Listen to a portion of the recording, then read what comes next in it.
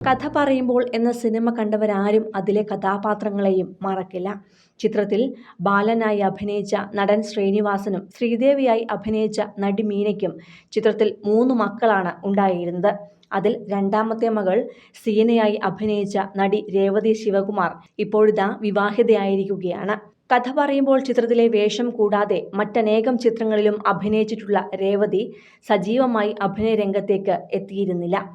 എങ്കിലും അഭിനയത്തെയും ഇനിയും കൂടുതൽ കഥാപാത്രങ്ങൾ ചെയ്യുവാനും ആഗ്രഹിക്കുന്ന രേവതി നന്ദു സുദർശൻ എന്ന പയ്യനെയാണ് വിവാഹം കഴിച്ചിരിക്കുന്നത്. കഴിഞ്ഞ വർഷം ഫെബ്രുവരിയിലായിരുന്നു ഇവരുടെ വിവാഹ നിശ്ചയം.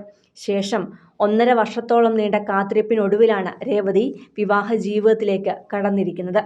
അധികം അത്യാഡംബരങ്ങളൊന്നുമില്ലാതെ ലളിതമായ ചടങ്ങായിരുന്നു രേവതിയുടെയും നന്ദുവിൻ്റെയും വിവാഹം.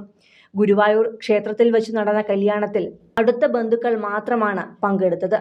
തുടർന്ന് പ്രിയപ്പെട്ടവരുടെ എല്ലാം അനുഗ്രഹം വാങ്ങുകയായിരുന്നു നവദമ്പതികൾ.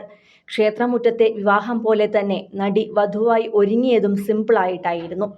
കഴുത്തിൽ നവരത്ന കല്ലുകളുടെ ചോക്കറും തൊട്ടു താഴെ കാശുമാലയും അതിനു താഴെ ഒരു വലിയ ചെയിൻ മാലയും കാണാം. വലിയ ജിമുക്ക കമ്മലുകളും ധരിച്ചിട്ടുള്ള രേവതി കയ്യിൽ അണിഞ്ഞിരിക്കുന്നത് മനോഹരമായ കുപ്പിവളകളാണ്. ഫ്ലൂറസന്റ് മഞ്ഞയും പച്ചയും നിറത്തിലുള്ള കുപ്പിവളകൾ സെറ്റുസാരിക്ക് ഭംഗിയേകുമ്പോൾ സിമ്പിൾ ലുക്കിലെത്തിയ രേവതിക്ക് കയ്യടി കിട്ടുകയാണ്.